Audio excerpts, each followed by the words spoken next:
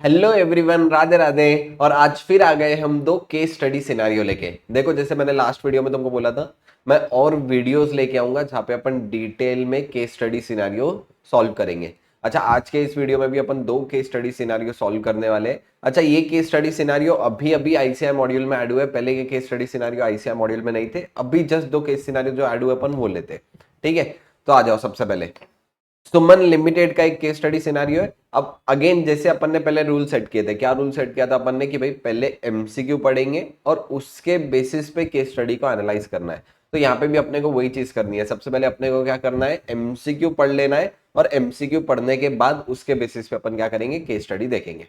ठीक है, अब देखो यहाँ पे एमसीक्यू में क्या पूछा है। सबसे पहले तो रेवेन्यू कितना रिकॉग्नाइज करना है 31 मार्च 2024 के लिए। और क्या पूछा हुआ है, रेवेन्यू कितना रिकॉग्नाइज होगा 24-25 के लिए, यानी मेरे को 2 साल का रेवेन्यू बताना है। एक तो ईयर एंडेड 31 मार्च 2024 और उसके बाद ईयर एंडेड 31 मार्च 2025 का। और उसके बाद मेरे को ट्रेड डिस्काउंट का क्या होगा, ट्रेड डिस्काउंट की अकाउंटिंग बता देनी है। और एट लास्ट वारंटी का प्रोविजन इसके बारे में बताना है। यानी मेरे को 4 चीजें ये केस स्टडी में रिक्वायर्ड रहेगी। अब आ जाओ केस स्टडी पढ़ते हैं। Suman limited is in the business of manufacturing equipment manufacture कर रही है। अच्छा, इसके आगे क्या लिखा हुआ है, ये इंस्टॉलेशन सर्विसेज भी प्रोवाइड करेंगे इक्विपमेंट के साथ और 1 साल की वारंटी भी देने वाले हैं।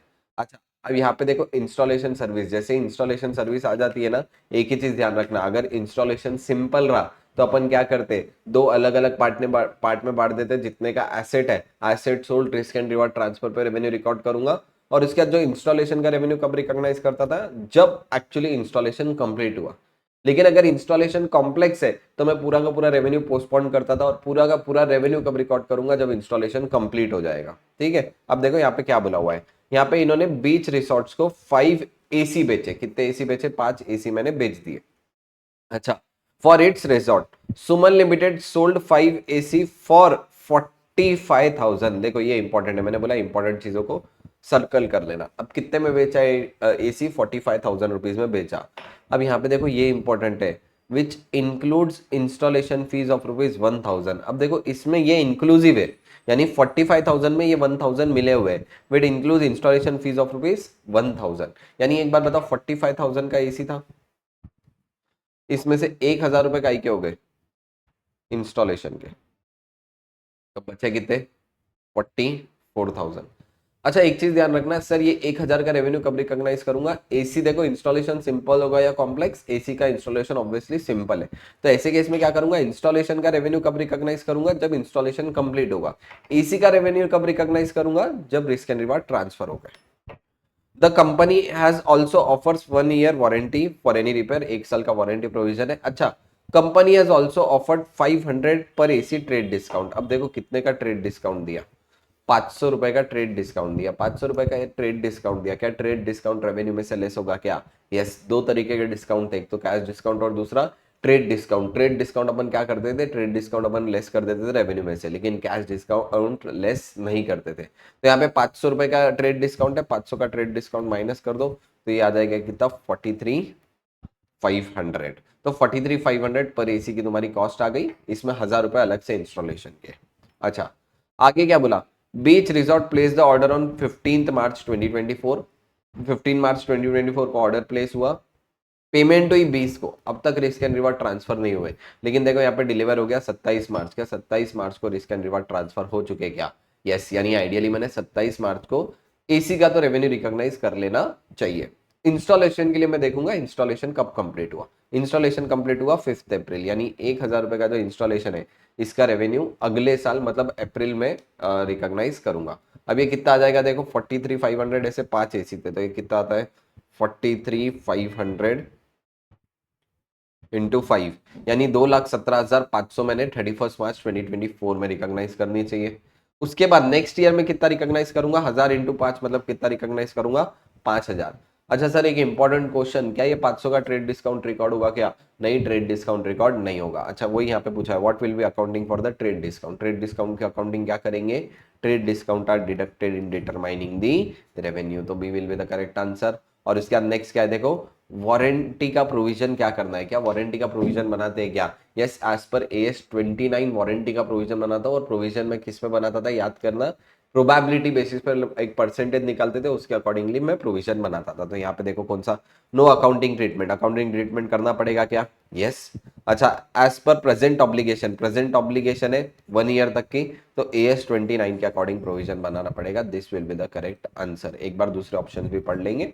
Accounting for claim on cash basis, ये भी गलत हो गया। Not charging separately warranty, there is no need to provide, गलत हो गया, यानी B is the correct answer.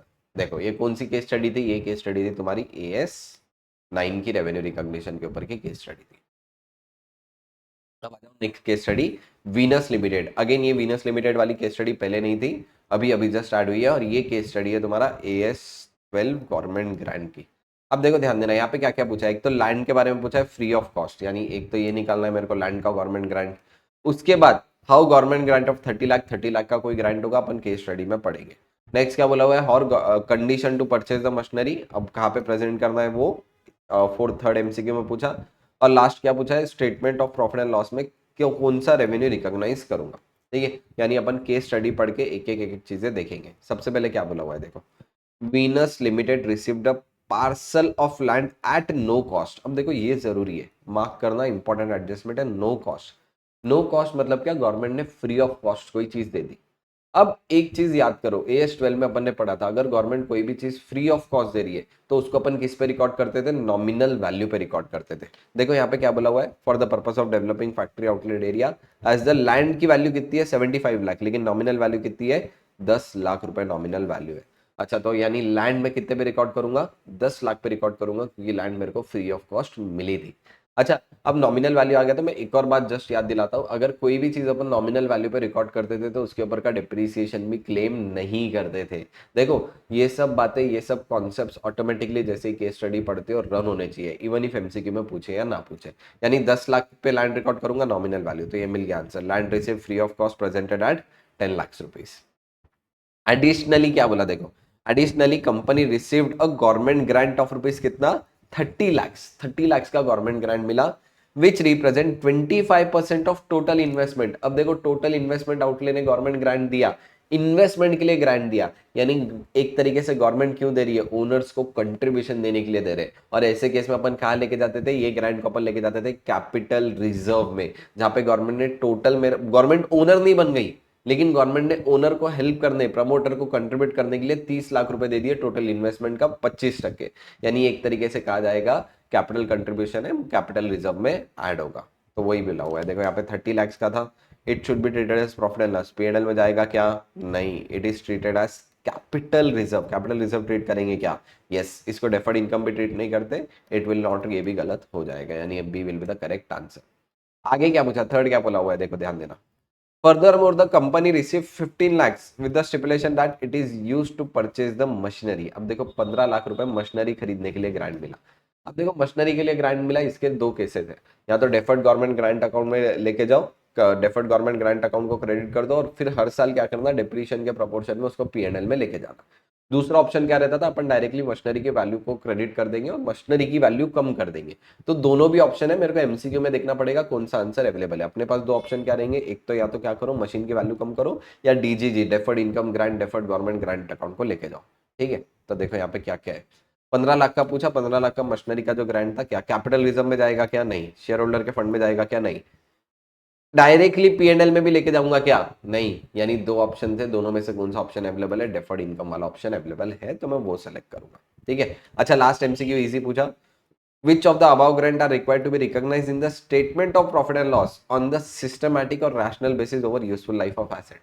Useful life of asset में सिस्टमैटिक बेसिस पे कौन सा ग्रांट P&L को लेके जाऊंगा, ऑब्वियसली सर एसेट वाला, तो क्या आंसर हो जाएगा, government grant of 50 lakh, condition to purchase machinery, ये P&L में लेके जाऊंगा over the useful life of the asset, तो C will be the correct answer. देखो वापिस से ये केस स्टडी में अपन ने दो MCQ तुम्हारे डिस्कस किए, और अगेन ध्यान रखना दोनों भी MCQ इंपॉर्टेंट, दोनों भी केस स्टडी इंपॉर्टेंट है। एक केस स्टडी थी AS 12 की और एक केस स्टडी है AS 9 की। अगेन मैं बता दूं, देखो सर सबसे बड़ा क्वेश्चन मार्क यही है, MCQ पेपर में कब सॉल्व करना है। बहुत सारे स्टूडेंट ने कल मेरे को एक क्वेश्चन पूछा, तो एक सिंपल चीज बताता हूँ, पहले क्या करो, जब भी तुम्हारे पास एग्जाम में पेपर आ जाए तो पेपर में क्या करना, जितना भी एक at least question number 2, question number 1, question number 3, at least 50% of paper writing वाला पूरा लिख लो। तो एक बार क्या होगा, अगर पूरा राइटिंग वाला पेपर लिख लिया तो उसके बाद तुमको पता रहेगा कि मेरे को एमसीक्यू को कितना टाइम अलोकेट करना है, और मिडल ऑफ द पेपर में एमसीक्यू पेपर को हाथ लगा के एमसीक्यू लेना। अगर इनिशियली तुम एमसीक्यू लोगे तो एमसीक्यू में काफी टाइम वेस्ट हो सकता है। इसलिए क्या करो, देखो वापिस से पहले एक अच्छा खासा सफिशियंट मार्क्स का लिख लो पेपर, और उसके बाद क्या करना, एमसीक्यू सॉल्व करने पे जंप करना। डायरेक्टली एमसीक्यू सॉल्व करने पे जंप मत करो। एटलीस्ट 30 मार्क्स का पेपर लिख लो, 2 क्वेश्चन कर लो, और उसके बाद एमसीक्यू शीट लो, एमसीक्यू पूरे सॉल्व करो, और फिर डायरेक्टली वापस से जो बचा कुचा रेसिडुअल पार्ट रहा वो करना। और हमेशा याद रखना, पेपर वो क्वेश्चन से स्टार्ट करो जो क्वेश्चन तुमको सबसे ईजी जाएगा। तो अगर इजी इजी वाले क्वेश्चन पहले 2 कर लिए तो कॉन्फिडेंस भी बिल्ड होगा, और फिर उसके बाद एमसीक्यू करने में सॉल्व करना, है ना। अगर और कुछ भी तुम्हारे डाउट है तो तुम मेरे को टेक्स्ट कर सकते हो मेरे नंबर पे 8668423520, ये नंबर पे टेक्स्ट करो, और ये नंबर पे टेक्स्ट करके मैसेज कर दो, सर ये भी डाउट्स है। अच्छा अगेन, ये दोनों भी पीडीएफ मैंने ना मेरे टेलीग्राम चैनल में डाल दिए थे, तो अगर टेलीग्राम चैनल में जाके चेक कर लो, तुमको पीडीएफ नहीं मिला है तो वहाँ पे मैंने पिन कर दिया है, मिल जाएगा। और अगेन, अगर ये वीडियो अच्छी लगी, तुमको लगा एमसीक्यू सॉल्व करने में तुम्हारा टाइम सेव हुआ, कहीं ना कहीं अच्छा हो रहा है, तो do share with your friends and channel को सब्सक्राइब कर लेना। Thank you.